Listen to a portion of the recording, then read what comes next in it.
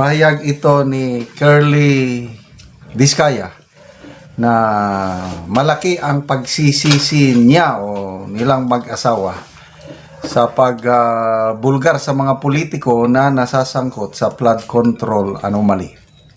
So, Diskaya labis ang pagsisisi sa pagbanggit sa mga politikong sangkot sa flood control scam. Labis ang pagsisisi ng kontratistang si Curly Diskaya sa pagbulgar sa sistema ng korupsyon sa DPWH at pagdawit sa ilang politikong di umano ay tumatanggap ng kickback mula sa maanumalyang flood control projects. Nagpahayag din ng pagkadismaya o sama ng loob si Diskaya dahil ginawa umano silang sacrificial lamb habang malaya ang mga politikong nagpataba ng kanilang bulsa galing sa maanumalyang flood control projects. Sinabi ng naturang kontraktor na ang pagbubunyag nila ng 25 hanggang 30% na SOP o kickback na hinihingi ng mga politiko ang naging mitsa ng pagkakakulong ng kanyang asawa si Sarah at ang pagkakasangkot ng kanilang pamilya sa malaking iskandalo. Inamin din ni Diskaya na kung alam lang niya na sila ay mapapasama, sana ay nakisama na lamang sila sa bulok na sistema. Ito ang kanyang payag. Excuse me. Nagsisisi ako na pinangalanan ko pa ang mga politiko na iyon. Sana hindi na lang namin binulgar ang sistema. Noong pinangalanan namin sila, kami pa ang naging masama.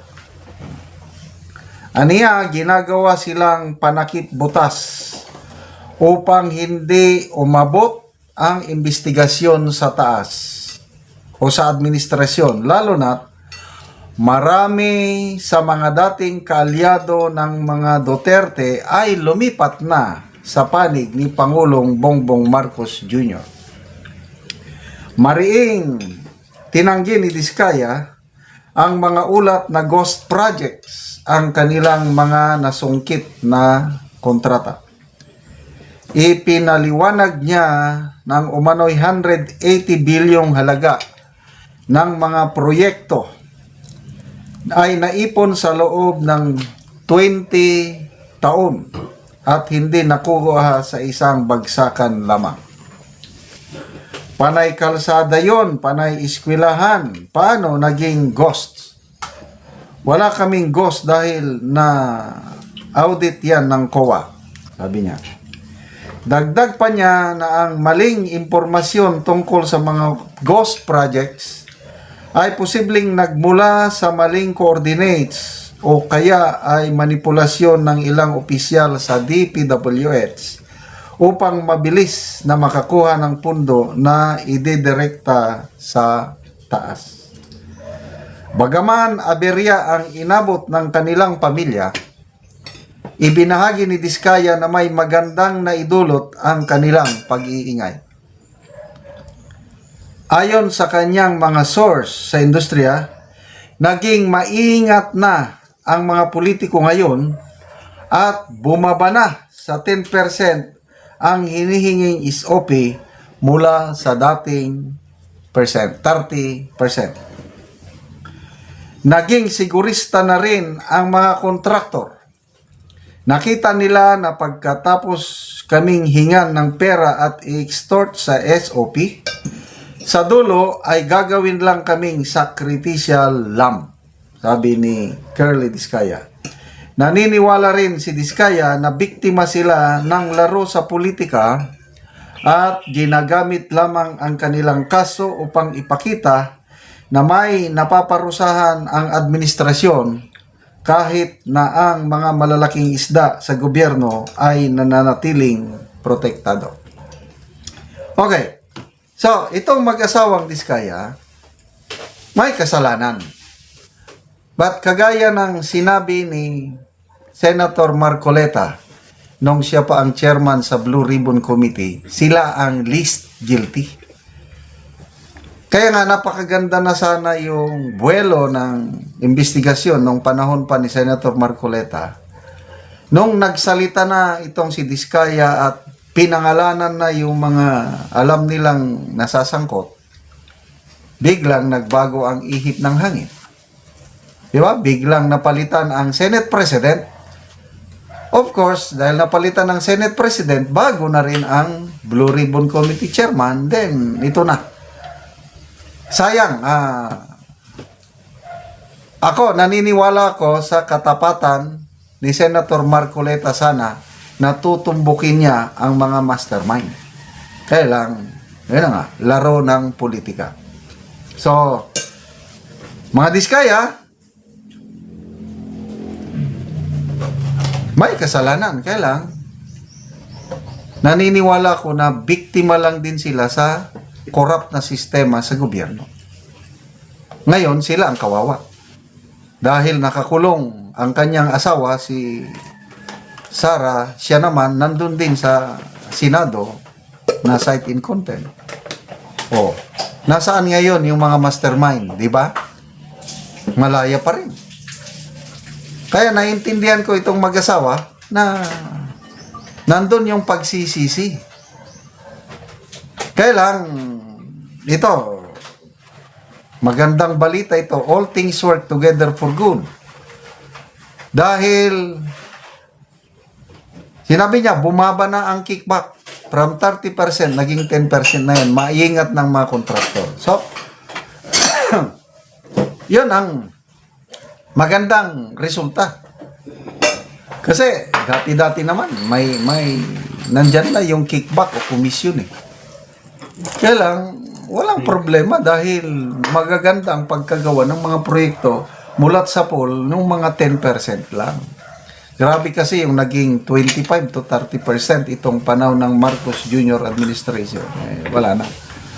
So, good luck sa mag-asawang Diskaya. Kung ano ang itinanim, yan yung nanganihin. Kaya lesson learned sa atin, mag-ingat tayo sa mga dealings natin at para hindi tayo matulad sa mga Diskaya. Pahayag ito ni Secretary John Vic Rimulya. Sabi dito, John Vic Rimulya, trust rating ng PNP umabot sa 80%. Ipinagmamalaki ng Secretary na itong panahon ni PBBM nag-improve daw ang trust rating ng PNP. Ito. Inihayag ni Interior and Local Government Secretary John Vic Rimulya na umabot umano ng 80% ang trust rating ng PNP batay sa pinakahuling datos na kanilang tinukoy. Ang problema, anong survey group? Wala namang sinabi. Kasi, kung Okta research yan, ay siguradong mataas.